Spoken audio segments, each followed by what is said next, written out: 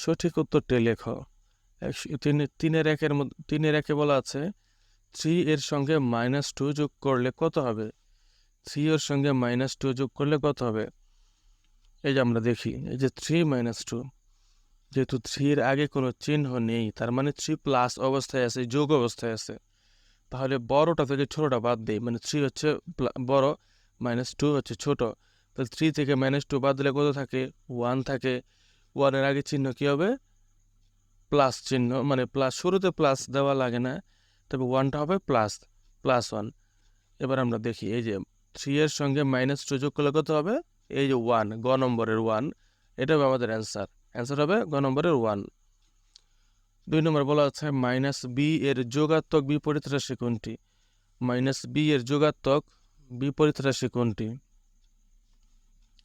তাহলে আমরা একটু দেখে নিই, এই যে +b এর যোগাত্মক বিপরীত হবে -b, -b এর যোগাত্মক বিপরীত হবে +b। অর্থাৎ যদি +b দেওয়া থাকে সেটার উত্তর হবে মাইনাস, আর যদি মাইনাস দেওয়া থাকে সেটার উত্তর হবে প্লাস।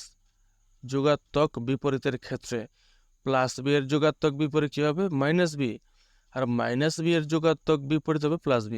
এখানে যদি দেওয়া থাকতো -2 এর যোগাত্মক বিপরীত, তাহলে কি হতো? +2। আর যদি দেওয়া থাকতো +2, তাহলে +2 এর যোগাত্মক বিপরীত হতো -2। মানে প্লাস থাকলে মাইনাস হবে, মাইনাস থাকলে প্লাস হবে। এখানে আমরা দেখি, এখানে -b এর যোগাত্মক বিপরীত বলছে, তাহলে -b এর বিপরীত হবে +b। এই যে ক নম্বরের উত্তর হবে +b, যোগাত্মক বিপরীত হবে +b। 3 নম্বর বলছে -5 এর পরম মান কোনটি? -5 এর পরম মান, আমরা জানি সংখ্যার আগে যদি মাইনাস থাকে সেটার পরম মানও প্লাস হয়, আর যদি প্লাস থাকে সেটার পরম মানও প্লাস হয়। যেহেতু এখানে মাইনাস রয়েছে, -5, তাহলে এর পরম মানও +5 হবে। এই যে খ নম্বরের 5 এর আগে কোনো চিহ্ন নাই, মানে প্লাস, +5 হবে। তাহলে এটার অ্যান্সার হবে খ নম্বর, +5। 4 নম্বরে বলা আছে বিসি এর পরম মান কোনটি? বিসি, যেহেতু বিসি এর পরম মান বলছে, বিসির আগে কিন্তু কোনো চিহ্ন নাই, মানে প্লাস আছে, প্লাস। তাহলে প্লাস থাকলে এর পরম মান প্লাসই হবে, মানে ক নম্বরে প্লাস থাকলেও এর পরম মান প্লাস হবে, ক নম্বরে বিসি। এটা আমাদের অ্যান্সার।